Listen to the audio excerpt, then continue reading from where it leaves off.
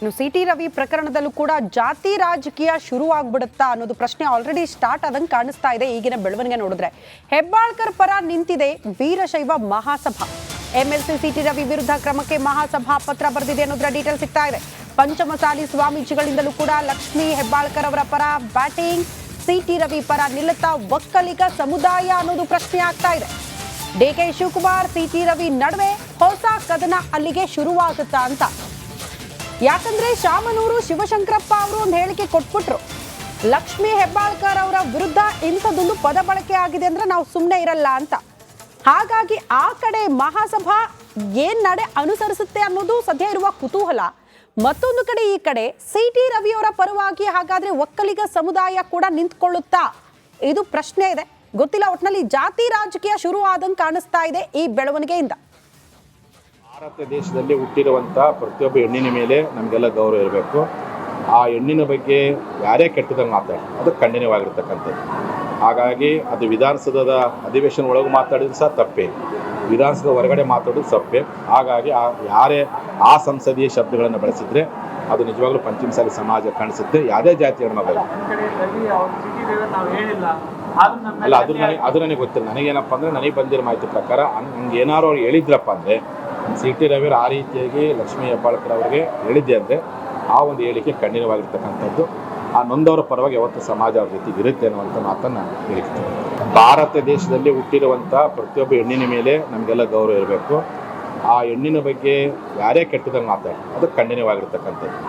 ಹಾಗಾಗಿ ಅದು ವಿಧಾನಸೌಧದ ಅಧಿವೇಶನ ಒಳಗೆ ಮಾತಾಡಿದ್ರು ಸಹ ತಪ್ಪೇ, ವಿಧಾನಸೌಧ ಹೊರಗಡೆ ಮಾತಾಡೋದು ತಪ್ಪೇ. ಹಾಗಾಗಿ ಯಾರೇ ಆ ಸಂಸದೀಯ ಶಬ್ದಗಳನ್ನು ಬಳಸಿದ್ರೆ ಅದು ನಿಜವಾಗ್ಲೂ ಪಂಚಮಸಾಲಿ ಸಮಾಜ ಕಾಣಿಸುತ್ತೆ. ಯಾವುದೇ ಜಾತಿ ಹೆಣ್ಮಗಳು. ಇಂಟ್ರೆಸ್ಟಿಂಗ್ ಸ್ಟೋರಿ ಇದೆ. ಒಂದು ಕಾರ್ ನಿಂತಿತ್ತು, ಅನಾಥವಾದಂಥ ಕಾರು. ಅಂದರೆ ಅದು ಎಷ್ಟೋ ದಿನಗಳಿಂದ ಹಾಗೆ ನಿಂತಿತ್ತು. ಅದರಲ್ಲಿ ಏನಿದೆ ಏನಿಲ್ಲ ಯಾರಿಗೂ ಗೊತ್ತಿರಲ್ಲ, ಎಲ್ಲರೂ ಇಗ್ನೋರ್ ಮಾಡ್ತಾ ಇದ್ರು. ಬಟ್ ಪೊಲೀಸರು ಹೋಗಿ ನೋಡಿದಾಗ 52 kg ಚಿನ್ನ ಕಾರ್ನಲ್ಲಿ ಇತ್ತು. ಅನಾಥವಾಗಿ ನಿಂತಿದ್ದಂತಹ ಕಾರಿನಲ್ಲಿ 52 kg ಚಿನ್ನ. ಅಷ್ಟೇ ಅಲ್ಲ, 40 ಕೋಟಿ ಮೌಲ್ಯದ ಚಿನ್ನದ ಗಟ್ಟಿಗಳದು. ನೋಡಿ, 1-2 ರೂಪಾಯಿ ಅಲ್ಲ, 40 ಕೋಟಿ ಮೌಲ್ಯದ ಚಿನ್ನದ ಗಟ್ಟಿಗಳು ಮತ್ತು 11 ಕೋಟಿ ರೂಪಾಯಿ ಮೌಲ್ಯದ ನೋಟಿನ ಕಂತೆ. ಆದಾಯ ತೆರಿಗೆ ಇಲಾಖೆ ಇದನ್ನ ಭರ್ಜರಿಯಾಗಿ ಭೇಟಿಯಾಡಿದೆ. ಮಧ್ಯಪ್ರದೇಶದ ಭೋಪಾಲ್ನ ಕುಶಾಲ್ಪುರದಲ್ಲಿ ಈ ಘಟನೆ ನಡೆದಿದೆ. ಹಲವು ದಿನಗಳಿಂದ ಐಟಿ ಅಧಿಕಾರಿಗಳು ದಾಳಿ ನಡೆಸ್ತಾ ಇದ್ರು. ಸೊ ಆ ಸಮಯದಲ್ಲಿ ಈ ತರ ಒಂದು ಕಾರ್ ಪತ್ತೆ ಆಗಿದೆ. ಮಾಜಿ RTO ಅಧಿಕಾರಿ, ಈಗ ರಿಯಲ್ ಎಸ್ಟೇಟ್ ಉದ್ಯಮಿ ಆಗಿರ್ತಕ್ಕಂಥ ಸೌರಭ್ ಶರ್ಮಾ ಎಂಬುವವರಿಗೆ ಈ ಸಂಪತ್ತು ಸೇರಿದೆ ಅಂತ ಹೇಳಲಾಗಿದೆ.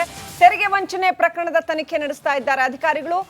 ಒಟ್ನಲ್ಲಿ ಇಷ್ಟೊಂದು ಮೌಲ್ಯ, ಅನಾಥವಾಗಿ ಆ ಕಾರ್ ನಿಂತಿತ್ತು, ಎಷ್ಟೋ ದಿನಗಳಿಂದ ಕಾರ್ ಹಾಗೆ ನಿಂತಿತ್ತು. ಅದರಲ್ಲಿ 52 kg ಚಿನ್ನ ಮತ್ತು 11 ಕೋಟಿ ರೂಪಾಯಿ ಹಣ ಸಿಕ್ಕಿದೆ. ಹಿಂಗೆ ಬಿಡ್ತಾರೆ ಅದನ್ನ ಅಂತಂದ್ರೆ ಅವ್ರು ಇನ್ನು ಎಷ್ಟು ದೊಡ್ಡ ಮೊತ್ತದ ಅಲ್ಲ. ಮೋಸ್ಟ್ಲಿ ನಾವು ಈಗ ಐಟಿ ಅಧಿಕಾರಿಗಳ ದಾಳಿ ಅಂತ ಅಂದಾಗ ನನಗನ್ಸಿದ್ದು ಮೋಸ್ಟ್ಲಿ ಮನೇಲಿ ಸಿಕ್ಕಿಬಿಡುತ್ತೆ ಅನ್ನೋ ಕಾರಣಕ್ಕೆ ಇದ್ರಲ್ಲಿ ಇಟ್ಬಿಟ್ಟು ಕಾರೆಲ್ಲೋ ಪಾರ್ಕ್ ಮಾಡ್ಬಿಟ್ರ ಅಂತ. ಅಂದ್ರೆ ಮರ್ತ್ಬಿಟ್ಟು ಇಗ್ನೋರ್ ಮಾಡ್ತಾರೆ ಅಂತಂದ್ರೆ ಅವ್ರು ಇನ್ನು ಎಷ್ಟು ದೊಡ್ಡ ಮಟ್ಟದ ಹಣದ ವಹಿವಾಟು ಇರಬಹುದು ಅಂತ. ಹೌದು. ಸೊ ಇದು ಅಕ್ರಮವಾಗಿದ್ದೇ ಇರಬೇಕು. ಸಕ್ರಮವಾಗಿದ್ದಿದ್ರೆ ಯಾಕೆ ಯಾರು ಬಿಡ್ತಾರೆ? ತಗೊಂಡೋಗಿ ಟ್ಯಾಕ್ಸ್ ಕಟ್ತಾರೆ. ಕರೆಕ್ಟ್. ಸೊ ಡೆಫಿನೆಟ್ಲಿ ಇದು ತೆರಿಗೆ ವಂಚನೆ ಮಾಡಿ ಗಳಿಸಿರ್ತಕ್ಕಂಥ ಒಂದು ಹಣ. ಬಟ್ ಎನಿವೇ ಎಲ್ಲೆಲ್ಲಿಂದ ಹೆಂಗ್ ದುಡ್ಡು ತಗೊಂಡು ಇಷ್ಟೆಲ್ಲ ಸಂಪತ್ತು ಗಳಿಸಿರ್ತಾರೋ ಗೊತ್ತಿಲ್ಲ. ಬಟ್ ಈ ದೃಶ್ಯ ನೋಡಕ್ ಬಹಳ ಖುಷಿ ಆಗುತ್ತೆ ನಮಗೆ. ತುತ್ತು ಅನ್ನ ತಿನ್ನಕ್ಕಿಲ್ದೆ ಒಂದು ಹೊತ್ತಿನ ಅನ್ನಕ್ಕೂ ಕೂಡ ಪರದಾಡೋ ಜನ. ದಿನಕ್ಕೆ ನನಗೆ 200 ರೂಪಾಯಿ ಸಿಕ್ಕಿದ್ರೆ ಸಾಕಪ್ಪ, ಬಹಳ ದೊಡ್ಡ ಭಾಗ್ಯ ಅಂತ ಎಷ್ಟು ಶ್ರಮ ಹಾಕ್ತಾರೆ ಅದಕ್ಕೋಸ್ಕರ ಜನಗಳು. ಇಲ್ಲಿ ನೋಡಿದ್ರೆ ಕೋಟಿ ಕೋಟಿ ರೂಪಾಯಿ ಹಣ, ಚಿನ್ನದ ಗಟ್ಟಿ ಈ ತರ ಕೊಳ್ತು ವೇಸ್ಟ್ ಆಗುತ್ತೆ. ಜನ ಹೊಟ್ಟೆಗೆ ತಿನ್ನಕ್ಕಿಲ್ದೆ ಸಾಯ್ತಾ ಇರ್ತಾರೆ. ಹೌದು, ಖಂಡಿತ. ಈಗೊಂದು ಸಿಟಿ ರವಿ ಪ್ರಕರಣದಲ್ಲೂ ಕೂಡ ಜಾತಿ ರಾಜಕೀಯ ಶುರುವಾಗ್ಬಿಡುತ್ತಾ ಅನ್ನೋದು ಪ್ರಶ್ನೆ ಆಲ್ರೆಡಿ ಸ್ಟಾರ್ಟ್ ಆದಂಗೆ ಕಾಣಿಸ್ತಾ ಇದೆ. ಈಗಿನ ಬೆಳವಣಿಗೆ ನೋಡಿದ್ರೆ ಹೆಬ್ಬಾಳ್ಕರ್ ಪರ ನಿಂತಿದೆ ವೀರಶೈವ ಮಹಾಸಭಾ. ಎಂಎಲ್ಸಿ ಸಿಟಿ ರವಿ ವಿರುದ್ಧ ಕ್ರಮಕ್ಕೆ ಮಹಾಸಭಾ ಪತ್ರ ಬರೆದಿದೆ ಅನ್ನೋದ್ರ ಡೀಟೇಲ್ ಸಿಗ್ತಾ ಇದೆ. ಪಂಚಮಸಾಲಿ ಸ್ವಾಮೀಜಿಗಳಿಂದಲೂ ಕೂಡ ಲಕ್ಷ್ಮೀ ಹೆಬ್ಬಾಳ್ಕರ್ ಅವರ ಪರ ಬ್ಯಾಟಿಂಗ್, ಸಿಟಿ ರವಿ ಪರ ನಿಲ್ಲುತ್ತಾ ಒಕ್ಕಲಿಗ ಸಮುದಾಯ ಅನ್ನೋದು ಪ್ರಶ್ನೆ ಆಗ್ತಾ ಇದೆ. ಡಿಕೆ ಶಿವಕುಮಾರ್ ಸಿಟಿ ರವಿ ನಡುವೆ ಹೊಸ ಕದನ ಅಲ್ಲಿಗೆ ಶುರುವಾಗುತ್ತಾ ಅಂತ. ಯಾಕಂದ್ರೆ ಶಾಮನೂರು ಶಿವಶಂಕರಪ್ಪ ಅವರು ಒಂದು ಹೇಳಿಕೆ ಕೊಟ್ಬಿಟ್ರು, ಲಕ್ಷ್ಮೀ ಹೆಬ್ಬಾಳ್ಕರ್ ಅವರ ವಿರುದ್ಧ ಇಂಥದ್ದೊಂದು ಪದ ಬಳಕೆ ಆಗಿದೆ ಅಂದ್ರೆ ನಾವು ಸುಮ್ಮನೆ ಇರಲ್ಲ ಅಂತ.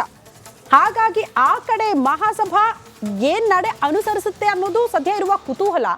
ಮತ್ತೊಂದು ಕಡೆ ಈ ಕಡೆ ಸಿಟಿ ರವಿಯವರ ಪರವಾಗಿ ಹಾಗಾದ್ರೆ ಒಕ್ಕಲಿಗ ಸಮುದಾಯ ಕೂಡ ನಿಂತ್ಕೊಳ್ಳುತ್ತಾ, ಇದು ಪ್ರಶ್ನೆ ಇದೆ. ಗೊತ್ತಿಲ್ಲ. ಒಟ್ಟಿನಲ್ಲಿ ಜಾತಿ ರಾಜಕೀಯ ಶುರು ಆದಂಗೆ ಕಾಣಿಸ್ತಾ ಇದೆ ಈ ಬೆಳವಣಿಗೆಯಿಂದ. ಭಾರತ ದೇಶದಲ್ಲಿ ಹುಟ್ಟಿರುವಂಥ ಪ್ರತಿಯೊಬ್ಬ ಹೆಣ್ಣಿನ ಮೇಲೆ ನಮಗೆಲ್ಲ ಗೌರವ ಇರಬೇಕು. ಆ ಹೆಣ್ಣಿನ ಬಗ್ಗೆ ಯಾರೇ ಕೆಟ್ಟದಂಗೆ ಮಾತಾಡಿ ಅದು ಖಂಡನೀಯವಾಗಿರ್ತಕ್ಕಂಥದ್ದು. ಹಾಗಾಗಿ ಅದು ವಿಧಾನಸೌಧದ ಅಧಿವೇಶನ ಒಳಗೆ ಮಾತಾಡಿದ್ರು ಸಹ ತಪ್ಪೇ, ವಿಧಾನಸೌಧ ಹೊರಗಡೆ ಮಾತಾಡೋದು ತಪ್ಪೇ. ಹಾಗಾಗಿ ಯಾರೇ ಆ ಸಂಸದೀಯ ಶಬ್ದಗಳನ್ನು ಬಳಸಿದ್ರೆ ಅದು ನಿಜವಾಗ್ಲೂ ಪಂಚಮಸಾಲಿ ಸಮಾಜ ಕಾಣಿಸುತ್ತೆ. ಯಾವುದೇ ಜಾತಿ ಹೆಣ್ಮಗಳು ಅಲ್ಲ, ಅದು ನನಗೆ ಗೊತ್ತಿಲ್ಲ. ನನಗೇನಪ್ಪ ಅಂದರೆ ನನಗೆ ಬಂದಿರೋ ಮಾಹಿತಿ ಪ್ರಕಾರ ಹಂಗೆ ಏನಾರು ಅವ್ರು ಹೇಳಿದ್ರಪ್ಪ ಅಂದರೆ ಸಿ ಟಿ ರವಿ ಆ ರೀತಿಯಾಗಿ ಲಕ್ಷ್ಮೀ ಹೆಬ್ಬಾಳ್ಕರ್ ಅವರಿಗೆ ಹೇಳಿದ್ದೆ ಅಂದರೆ ಆ ಒಂದು ಹೇಳಿಕೆ ಖಂಡನೀಯವಾಗಿರ್ತಕ್ಕಂಥದ್ದು. ಆ ನೊಂದವರ ಪರವಾಗಿ ಯಾವತ್ತು ಸಮಾಜ ಅವ್ರ ಜೊತೆಗೆ ಇರುತ್ತೆ ಅನ್ನುವಂಥ ಮಾತನ್ನು ಹೇಳ್ತೀನಿ. ಭಾರತ ದೇಶದಲ್ಲಿ ಹುಟ್ಟಿರುವಂಥ ಪ್ರತಿಯೊಬ್ಬ ಹೆಣ್ಣಿನ ಮೇಲೆ ನಮಗೆಲ್ಲ ಗೌರವ ಇರಬೇಕು. ಆ ಹೆಣ್ಣಿನ ಬಗ್ಗೆ ಯಾರೇ ಕೆಟ್ಟದಂಗೆ ಮಾತಾಡಿ ಅದು ಖಂಡನೀಯವಾಗಿರ್ತಕ್ಕಂಥದ್ದು. ಹಾಗಾಗಿ ಅದು ವಿಧಾನಸೌಧದ ಅಧಿವೇಶನ ಒಳಗೆ ಮಾತಾಡಿದ್ರು ಸಹ ತಪ್ಪೇ, ವಿಧಾನಸೌಧ ಹೊರಗಡೆ ಮಾತಾಡೋದು ತಪ್ಪೇ. ಹಾಗಾಗಿ ಯಾರೇ ಆ ಸಂಸದೀಯ ಶಬ್ದಗಳನ್ನು ಬಳಸಿದ್ರೆ ಅದು ನಿಜವಾಗ್ಲೂ ಪಂಚಮಸಾಲಿ ಸಮಾಜ ಕಾಣಿಸುತ್ತೆ. ಯಾವುದೇ ಜಾತಿ ಹೆಣ್ಮಗಳು ಇನ್ನು ಸಿ ಟಿ ರವಿ ಪ್ರಕರಣದಲ್ಲೂ ಕೂಡ ಜಾತಿ ರಾಜಕೀಯ ಶುರು ಆಗ್ಬಿಡುತ್ತಾ ಅನ್ನೋದು ಪ್ರಶ್ನೆ ಆಲ್ರೆಡಿ ಸ್ಟಾರ್ಟ್ ಆದಂಗೆ ಕಾಣಿಸ್ತಾ ಇದೆ ಈಗಿನ ಬೆಳವಣಿಗೆ ನೋಡಿದ್ರೆ. ಹೆಬ್ಬಾಳ್ಕರ್ ಪರ ನಿಂತಿದೆ ವೀರಶೈವ ಮಹಾಸಭಾ. ಎಂಎಲ್ಸಿ ಸಿ ಟಿ ರವಿ ವಿರುದ್ಧ ಕ್ರಮಕ್ಕೆ ಮಹಾಸಭಾ ಪತ್ರ ಬರೆದಿದೆ ಅನ್ನೋದ್ರ ಡೀಟೇಲ್ ಸಿಗ್ತಾ ಇದೆ. ಪಂಚಮಸಾಲಿ ಸ್ವಾಮೀಜಿಗಳಿಂದಲೂ ಕೂಡ ಲಕ್ಷ್ಮೀ ಹೆಬ್ಬಾಳ್ಕರ್ ಅವರ ಪರ ಬ್ಯಾಟಿಂಗ್. ಸಿ ಟಿ ರವಿ ಪರ ನಿಲ್ಲುತ್ತಾ ಒಕ್ಕಲಿಗ ಸಮುದಾಯ ಅನ್ನೋದು ಪ್ರಶ್ನೆ ಆಗ್ತಾ ಇದೆ.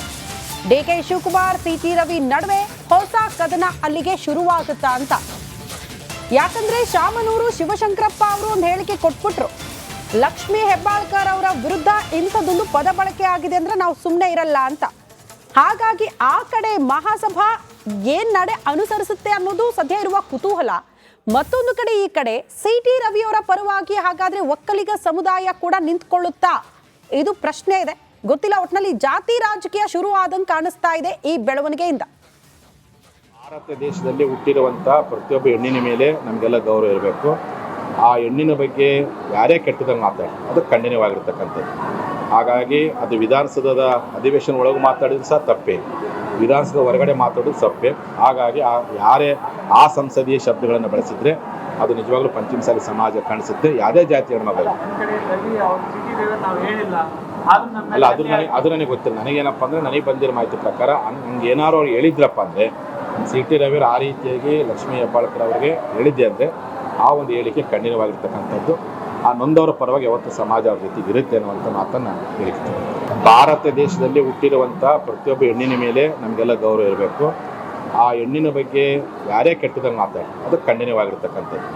ಹಾಗಾಗಿ ಅದು ವಿಧಾನಸೌಧದ ಅಧಿವೇಶನ ಒಳಗೆ ಮಾತಾಡಿದ್ರು ಸಹ ತಪ್ಪೇ, ವಿಧಾನಸೌಧ ಹೊರಗಡೆ ಮಾತಾಡೋದು ತಪ್ಪೇ. ಹಾಗಾಗಿ ಯಾರೇ ಆ ಸಂಸದೀಯ ಶಬ್ದಗಳನ್ನು ಬಳಸಿದ್ರೆ ಅದು ನಿಜವಾಗ್ಲೂ ಪಂಚಮಸಾಲಿ